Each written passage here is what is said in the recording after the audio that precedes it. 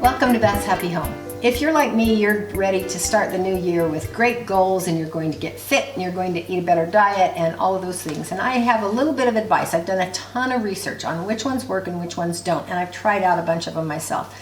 And I would recommend that if you want some help with losing weight and getting in shape, I would use Noom. I used it a year ago and I took off 20 pounds that I needed to take off, and it was very, very beneficial. I really can recommend it. I'm not paid by them. I just really like their program. It's superior somewhat to Weight Watchers in my mind because it's not as merchandised as Weight Watchers is. It's kind of a straightforward thing. Eat these good, healthful foods and this is why. And it's motivating. So I would recommend it. Anyway, about 3 years ago, my brother just died very suddenly of a heart attack, and I found out after the fact that he was on some kind of a version of a keto diet, and with a hereditary tendency to have high cholesterol, and he was on a cholesterol lowering drug. I was disappointed and sad that he had not been wiser in the choice of his diet plan. But anyway, so that is very motivating to me to really find what is going to be the best. And so I've done a lot of research, and while I was using the Noom, giving a lot of nutrition education, and I've taken some college classes in it, and so I feel like I know what's best for myself, and I think it's probably pretty universal that it's going to be good for everybody. And this is what I found. The Mediterranean diet is a very good way to base your eating plan, and it's pretty much whole foods. And there is an additional diet that is recommended called the DASH diet, and that is the dietary approach to stop hypertension. And so the diet that I have found and I feel like is fantastic is a combination of the Mediterranean diet and the DASH diet, and it includes and kind of focuses on adding foods that are also good for brain health. Now, it is those diets saying, the Mediterranean and the DASH diet tell you what to eat and what you ought not to eat, but the Mind diet is strictly include these certain foods because they're good for your brain health. And so I'm going to tell you what those are.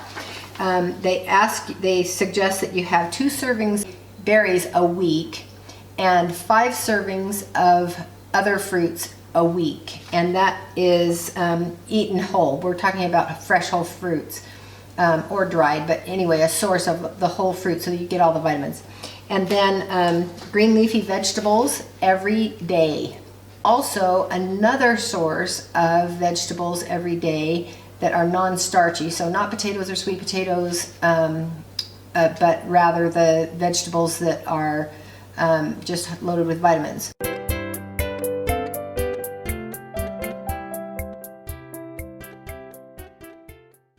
5 times a week, you're going to have nuts, and they don't specify any type of nuts, but they recommend that you mix it up, that you have a variety of nuts. Then olive oil. Now, olive oil is a very healthful oil, and you can't go wrong using olive oil. However, there are other oils, and I've made a video of comparing the oils and their different properties, and so you might want to watch that as you're choosing, especially if you're thinking of putting a lot of oil into your storage because the food chain is a little bit shaky. Watch that video first before you just completely load up on olive oil. And then whole grains. You're going to have 3 servings of whole grains a day, so that's 21 servings a week. And you're going to have fish once a week, and of course they specify that you have some sort of fatty fish like salmon or tuna, and then beans and other legumes like lentils, but they don't include peanuts in this recommendation. And you're going to have beans or lentils 4 times a week, and then poultry twice a week.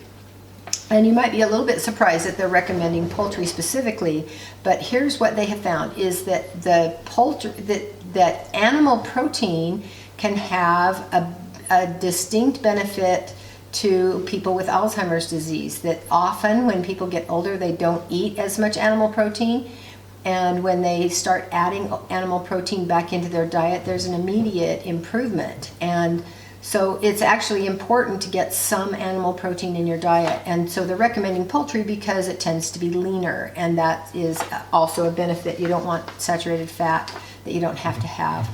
And then red grape juice is the other thing that you can have. Now, if you are a wine drinker, you want to drink red wine, and they suggest that you do it twice a week. But otherwise, you get the exact same benefit and none of the detrimental effects by drinking unsweetened red grape juice. And so that's the last thing on this list of things that are not only going to help prevent neurodegeneration, but they're also going to actually improve your brain function when you start following this particular diet. And it's never too late to start, and I hope that you will have a healthy and happy new year. Thanks for watching.